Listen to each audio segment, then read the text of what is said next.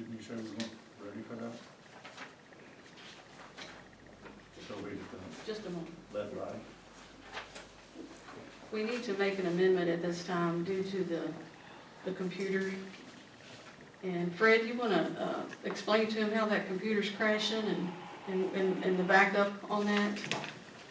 Yeah, we've had to reboot the computer yesterday because it locked up and she couldn't open any program at all.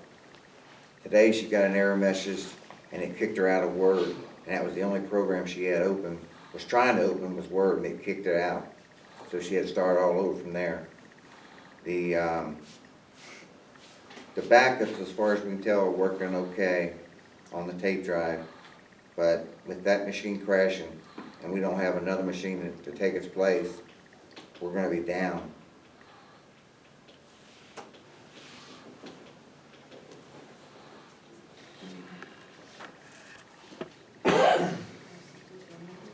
Did we check with the state on, we've never got. Yes, I did. I called the state, and being the fact is we don't use anything dealing with the state, they have nothing to do with us. We're on our own. No, state bids don't, I think I might be wrong, but state bids go for anybody. It's like when you buy. Do what? things, state bids go for anybody in the municipal, city, county, state Well, government. I talked to the Commonwealth Service Desk, correspondents out of Kentucky, and I talked to the gentleman down there, and he says, you go out on your own, for your own computer, since you don't use us. I have gone out and requested another company to give me a bid on building it, and they have yet come back to me. I think we just asked for a copy of the specifications of the computer system that you're proposing. I think that's what we asked for. And then we wanted to check to see what the state bid price was for that. Well, the guy I talked to the help desk, computer help desk, says there is no state bid price. What? Well, I believe you've talked to the wrong person. So if we could get a copy of the specifications, I don't think anyone here is against appropriating money for that. We just wanted to get a copy of the bid specifications. Okay. Yeah, I agree. We recognize that the computer and, for me, the backup system needs to be replaced. But the city ought to be able to leverage the purchasing power of the state. We need to understand that. I mean, they have huge purchasing agreements on volume, and this is one tiny little piece of that. We ought to be able to leverage it. But I've also seen that's not always the best price. So we just need to satisfy ourselves that that's And it will make us look better if we get the state, see the specs, get a state price. And Mr. Spanier, if you can get one cheaper than with the state bid, buddy, you're gonna get a star. And it's gonna look good on us that we're trying to save taxpayers' money and not just saying, yeah, go get it. Well, whatever it is. I'll shake your hand if you get it cheaper than the state bid with the specs that you want. We just gotta make ourselves look good that we're not wasting money. Okay. And if I didn't explain myself good enough, I'll do it again. So do we need to table this amendment? We need to Okay. get the specs, table it, so we can get some estimates on what one's gonna cost more than just one. But if we had the specs in advance, we could do a little homework before the next meeting. You know, on our own. I think that's what we asked for. Yeah.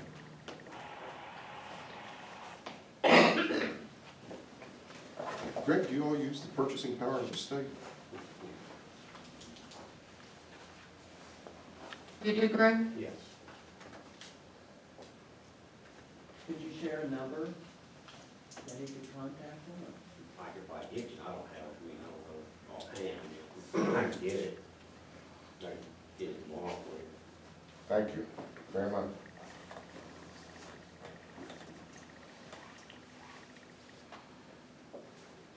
I need a motion to table that budget amendment. I'll motion to table it. Second. I got one more question before we close this up. When we bought the laptops, were we having problems with Megan's computer then? No. No. Or this just started? Okay. And we approved $3,500 for computers on the budget amendment for the 2 laptops. $3,500, is that correct? In the budget. Not the Through the budget? budget. Okay, through the budget, $3,500 for 2 laptops. Is there any money left for that? Thousand. There's about $1,000 or so. That's good.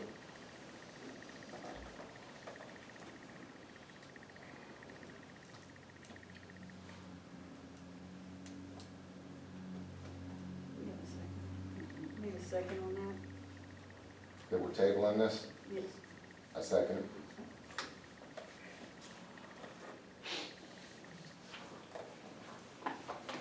Danny, Yes, table it. Todd, Yes. Earlene, Yes. Paula, Yes. Joe, Yes. Jennifer. Yes. This time we'll be talking about, Danny, you want to bring up about the recycling bin? I can give you what Chuck Dills had relayed to Matty Gutman about, he didn't want to put it in the park, there wasn't room. There is a contract with the county on that recycling bin. Also, if, I talked to Tom with Republic Service, and he advised that if there's weight in that, if it's been contaminated, then somebody's gonna have to pay for that. Pay for it, yes. If there's contamination, yes. Absolutely. Do you have a company you can? We'll share.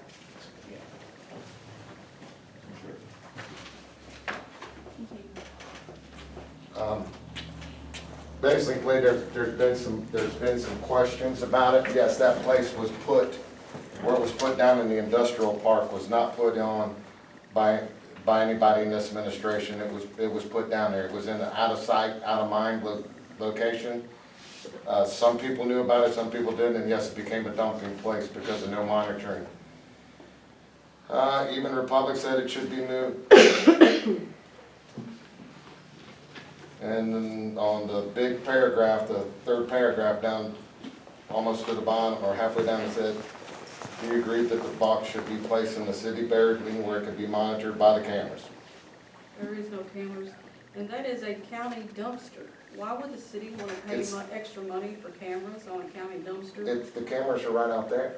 And Brian Vowles, he actually is the one that said that he wanted that dumpster here, and he would clean up the couches and so forth, and he's failed to do that. He might have done it It's part of once the or twice. it's part of the contract that the city has, a recycling The city container. don't have a contract, the county does.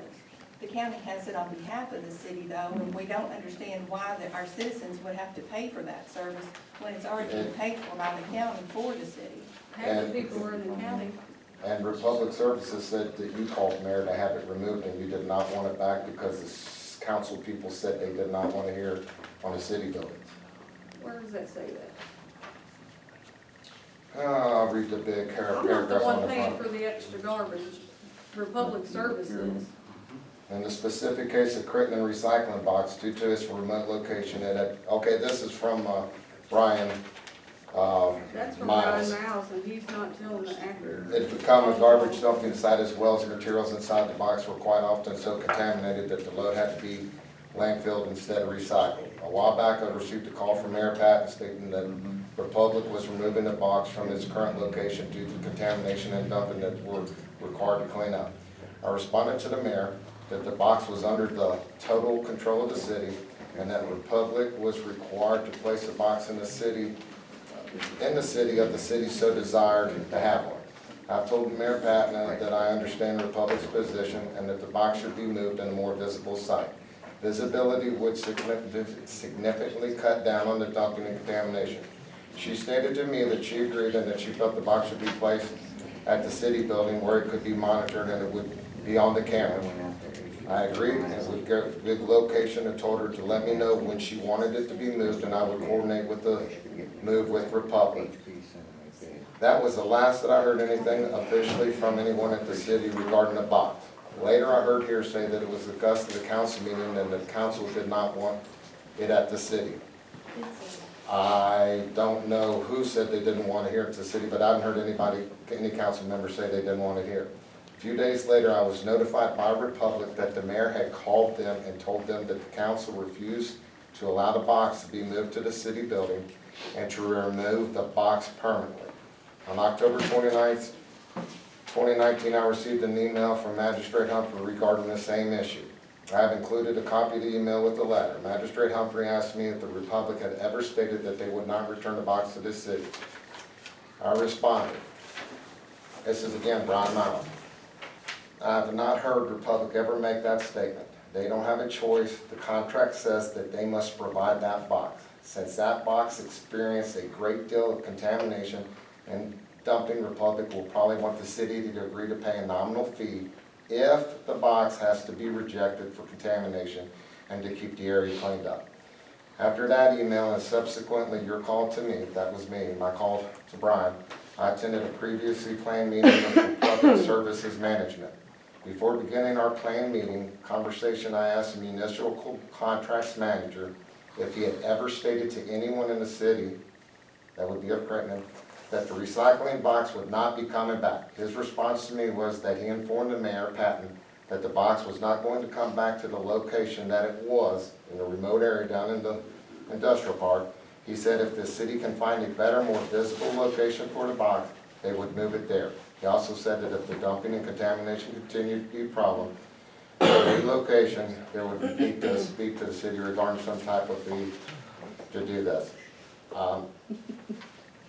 I know many people that want that. This is an untrue letter. This is a false statement.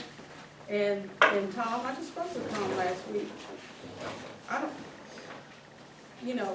Brian don't wanna clean it up. He didn't wanna clean it up out there. And it was being contaminated. Tom advised that China's not buying anything from January 2019. They're not buying disposals. And the USA is buying very little. So I don't think it should be on the city taxpayers to pay for that contamination for that box when the county has a contract with it. The cameras over there will record people's license plate, and it is actually Who's against. going to enforce that? That's what It's Tom called wanted the to know. police department, it's a KRS, it's illegal to dump, it's called littering. And Chief Deputy, would that be something that the law enforcement would do if they got a license plate of a vehicle dumping illegally, that they would look out and try to find them? Definitely something we would look into, present to the county attorney. And we have cameras, and we're spending a lot of money, and you're the only one that can monitor them. If they could be put on the internet where people, when they're bored, could look and see what's going on in the city, they might see somebody littering and call 911 and say, hey, there's somebody littering up there at 3 o'clock in the morning. Wow. And plus, your cameras record, so when we come back and there's a bunch I'm of couches. I'm worried about drug and crimes in the community. People can go to a bin and make disposables. Your parents, I know, I've talked to your dad, they live in the county, not the city, and you're wanting this done. We gotta think about other people in the city, not just who sits on council and their families. Well, how many names of a petition do you need, Mayor, so that you'll More than understand 5 that there's people. more than 5 people that want a recycling container? And probably a whole lot more people want recycling that don't want to spend $80 to $100 to get a recycling container for themselves. Let's table this and look into the KRS. No, I would like to see what council thinks about a recycling container since this is brought up. Honestly, Go ahead. wait a minute, you wanna see what they think? I think she's correct. I think that people, if they want a recycling bin that bad, will pay the $108 a month or a year to have a recycling bin. I don't think that should be fall on the city, and no offense, but we've got one policeman that is monitoring our city. Do we really want him on garbage dumpster? No, that's what the hard drive is recorded in the mayor's office, and when anybody comes to work and they see that there's something dumped in their couches and things, she can review the video and call law enforcement. Are you saying, Danny, that we could put it here at the city building where the cameras are already at? Yes, And then it would be monitored? it would be And then- monitored, it would be in a visible place, and somebody driving by would also see if anybody's doing And something it would be at illegal. no additional cost to the city or the taxpayers. No of the additional city. cost, it's Tom already being said charged, that the we're cameras are gonna there. pay for that I weight like- of that. I like how Mayor garbage. Brock has his there at Piddle Park. I've driven by there and walked around it. There's no trash on Yeah, the because floor they put around $80,000 it because of the worth of cameras. cameras in their city, so the previous mayor can look and It see looks what's going on good. and make complaints. Yeah, it looks But good. here's what I know. Tom said that who's going, That's their dumpster. Why should the city enforce that and have a law enforcement officer make a citation for garbage when we've got so many other things in the city that needs to be done? It's great, he doesn't make the citation, he goes to court, files charges on it, and the county attorney does it. I make a motion that we I vote don't to see, see, I don't see this. I'll make a motion, to see who would be interested in the recycling container coming back to the city and on city property where it can be monitored with those cameras instead of We paid watching. a lot of money for those cameras, we might as well Yeah, use but them I'm to not sitting there monitor. monitoring the garbage. You know, you're monitoring the cameras, seeing what people are doing outside before the Where do meeting you- starts, Mayor. Where do you propose? I putting make a that- motion that we have, Where do you propose putting that dumpster at, or recycle, because wherever you put it at, you're gonna have to adjust the cameras so it goes off the existing site that it's seeing and points to the recycle bin. Okay, hold on. I This is make a between- this motion is that we between have the council. recycling container, look back, I wanna see what She's people got a on motion on council the think. table this. No, Yes, she does. I made a motion not to table it, I made a motion for council to vote if they want it. I'd like to see if somebody wants to second it. I'll second it.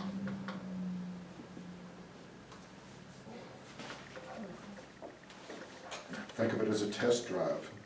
You know, there's nothing that says it couldn't be reversed if it doesn't work well. Mayor could call again to have it removed. Right. Can you repeat your motion, Deanie? Make a motion that we vote to see how many people on council want the recycling container here at the city building where the containers are. And yes, there'll probably have to be a little excavating work and some concrete work, that I know there's somebody here that works for the city that does concrete work.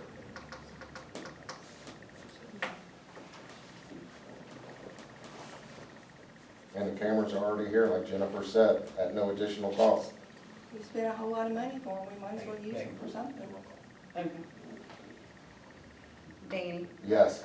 Todd, Yes. Arlene? No. Paula, No. Joe, Yes. Jennifer? Yes. Thank you. So at the next council, you'll probably need to amend the budget because it's not in there at this time, so that, There's money in the budget for not for public that works. recycling bin, no, there is not. There's money in the I budget thought for the public works, recycling that's bin what it's in was there on for. part of the contract that they supplied one. Yeah, but who's gonna pay for the weight? Because the public's not gonna pay for it. The public will do the Have you recycling, talked it's to for the Tom? contamination. Have you talked to Tom? They take it, if it's contaminated, they won't take You it, talked to meaning the if wrong there's trash person, in it. Danny. I'm just letting you know, I'll give you his number. I'll give you his number. Thank you all. If anybody needs a copy, please let me know, I'll be glad to make them a copy of this letter.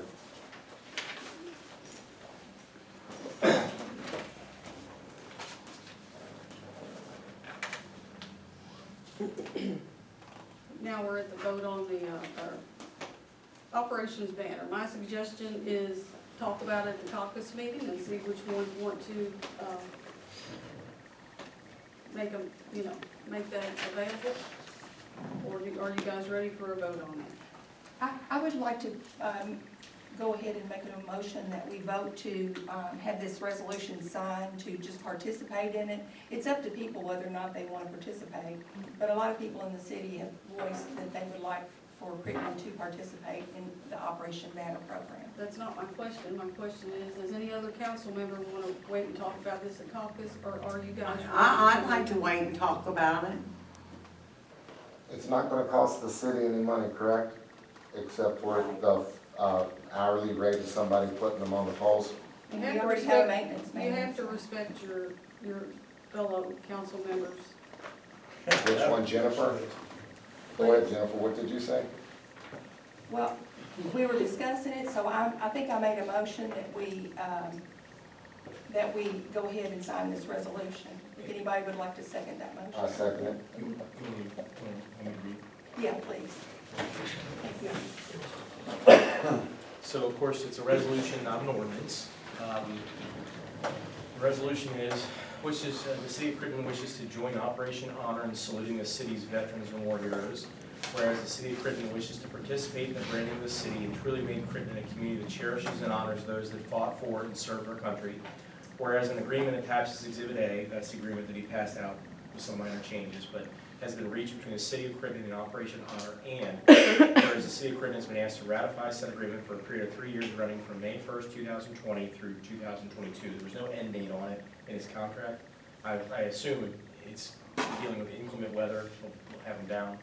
Now therefore be resolved as follows: the mayor is authorized to sign said agreement between the City of Crittenden and Operation Honor. That's the resolution. Do you recall if that exhibit had any financial obligations that occurred over that 3-year period? The issues that a few of the concerns was just making sure that they had authority. I was hoping Joe would come back and it sounds like he's gonna have a hard time getting the utility company to sign off on it. That's what we're waiting on. That was the concern, is just, Liability. well, we put them up and someone says, now, obviously other communities do it and no one's ever objected, but I didn't hear back from Joe. I thought maybe he'd call me and say, hey, but I think it's a tough challenge. As far as the financial, it's just the labor involved in storing them, taking them down to the fall. Well, you were here. I was here for that, Yeah. but I didn't see the boilerplate terms and conditions of that contract. It does have a 30-day out clause, so if there's a problem, a major issue, we can get out. Oh, you got an escape clause? Peace. Both sides do. All right. Hey, Alex, I think Roger said something sitting in the audience last meeting, that there was agreement with the utility companies in Crittenden that they could hang signs like that. Does anybody remember anything like that? Yes, he did say that. He said it was done years ago. Agreement it was signed years open. ago. Megan says she thinks she knows what it's at. I'll have Awesome. to look it up. Good job. I just. Good job, Megan. So the motion to approve the resolution was by Jennifer. Did you second it, Danny? Yes, ma'am.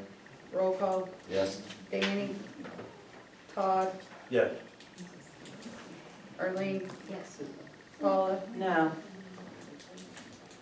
Joe? Since there's an escape clause, yes. Jennifer? Yes.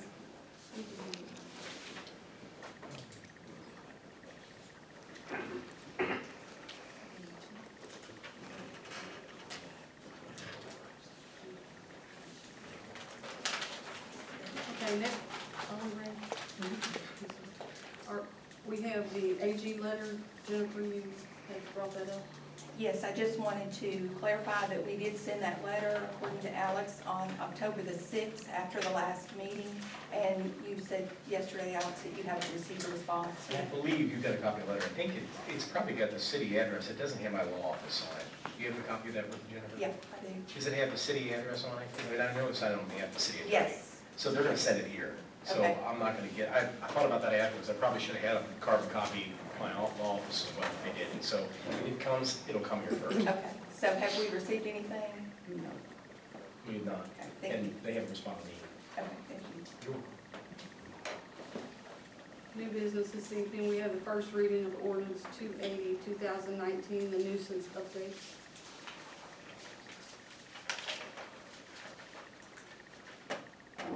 Oh, yes, I'm really excited about this. Finally, getting somewhere. Only 25 pages of copy.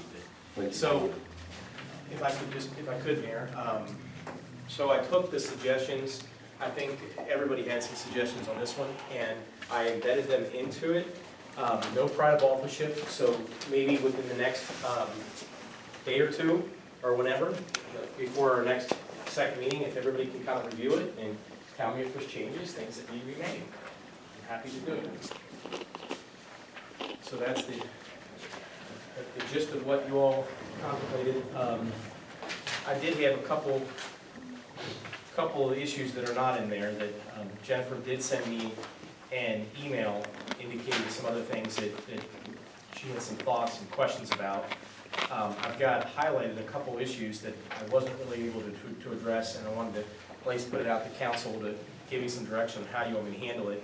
The first one is the motor vehicle parking in the grass, the exemption for like a motor vehicle, like a the issue is how many hours, what's permissible to have it parked in the grass, in the front yard, unloading, whatever needs to be done.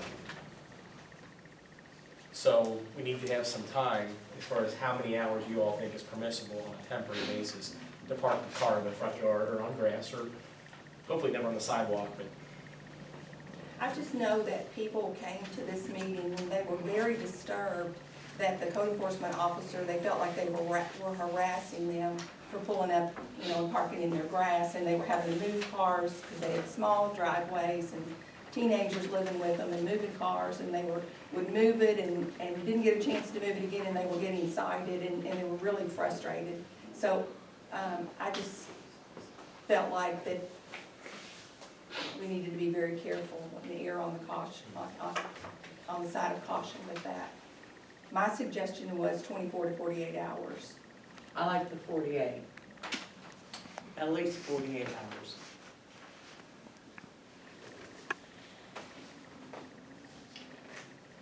Do you guys want me to put 48 hours in there? Is there a consensus? I'd like to push that up to 72, in case you have a family come in for a weekend, or I would even be okay with that. I don't want to harass our citizens. We're still a small community, and So we got 148, did you say? Well, I'll tell you what I'll do. If you guys want to think about it, I'll just leave it open, and at the next meeting, you guys can reach a consensus and vote on it with whatever time you need, okay? Alex, what page was that on the time limit? That'll be on page 13, subsection T. I also brought a copy of my suggestions to you, and I would like to share them with the rest of the council, because I have not shared them with the entire council, so.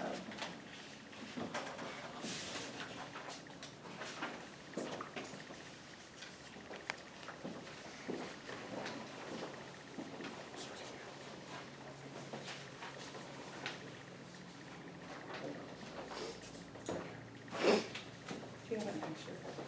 It's just suggestions, it's not anything. So the second one is the chickens. Chickens. I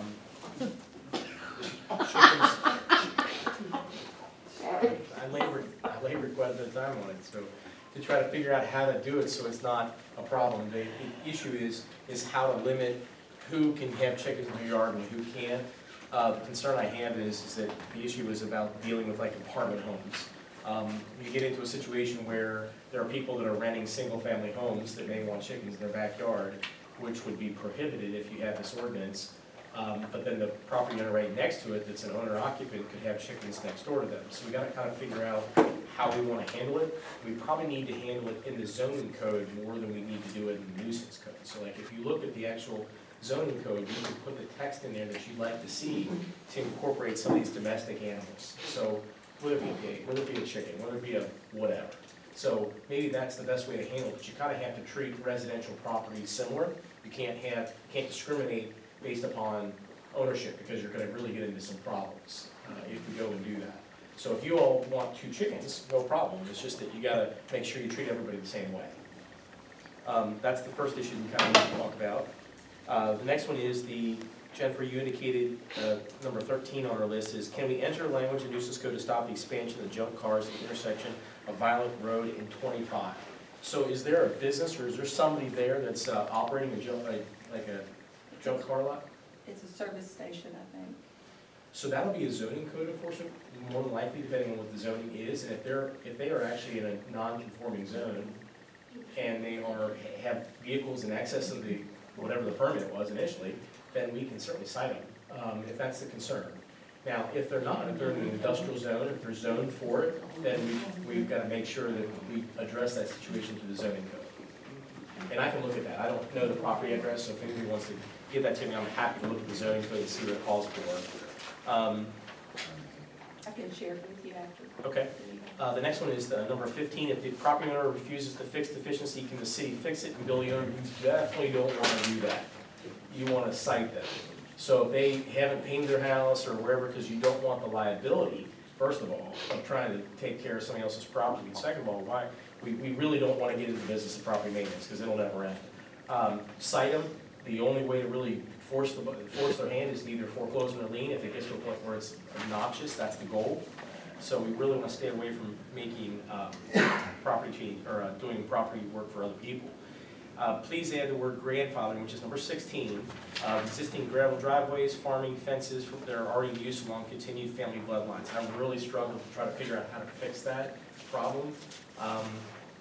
We do know that if a use from a zoning perspective is non-conforming, which means it's grandfathered, that they're allowed to continue to do that. That's okay. So like if you have a family farm in a residential zone, they can be a family farm, it can be a junkyard, it can be a laundromat, whatever. So we really don't have those issues. So if a person does come in and say, look, I've got this gravel driveway where the nuisance code, which we fixed by the way, we allow roads and parking to now be dense grade, so you don't want a guy going to a creek, pulling a couple rocks out and saying that qualifies. So I think dense grade will fix your problem. But I think we're covered, at least from a zoning standpoint. I think you're fine. And then the last one is the in agreement. In agreement, we might need to define agriculture zone for purposes of this ordinance. It will have to include current farming and commercial business zones. I'm not sure what you meant about that, but Well, that was, I added that on there because I think that was Danny's concern, and the grandfathering, I think, was Joe's concern, so they may be able to answer your questions about that. I've seen that handled in a mixed bag, Alex, with different cities. I've seen it handled exactly the way you're talking, but I've also seen citizens that had a big concern and they were worried about whether it was going to be passed on with that grandfathering to their grandkids or future generations, where the city actually formalized that grandfathering in a one-page letter to the family saying it follows the bloodline. you're good to go. So non-conforming, the nice thing is it doesn't follow bloodlines, it follows use. So if you just sell your property and you're a non-conforming use, you could sell it to anybody on the street. They receive that non-conforming. It's when you stop using it as that and try to go back to it that it would not apply. So you're good. Bloodlines won't really have anything to do with it. It's the existing use, just continuing continuity.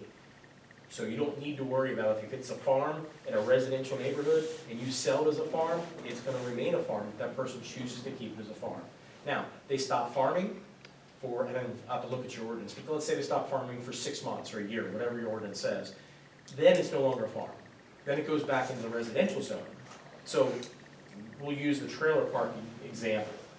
Now that was a non-conforming use, it's no longer a trailer park. So if the city goes and sells it after the time period wait, whatever that is, the city would sell it. The person who buys that lot can't come back in and put a mobile home park in because it wouldn't comply with the zoning code. Let me do some more research. I appreciate everything that you're saying there. Okay. I'm trying to find out what the good reason was that I saw the city could do that. But they did it in a spots, my takeaway, in a spot standpoint, in a few cases where they're very anxious, non-conforming use. Maybe to make them feel better. Yes. Maybe that's. Yeah, if you- yeah, but they did it in a legal way. Sure. Yeah.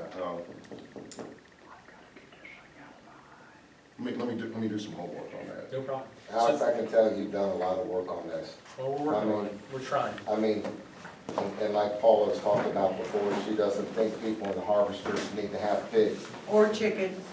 The pigs are absolutely right in a subdivision set.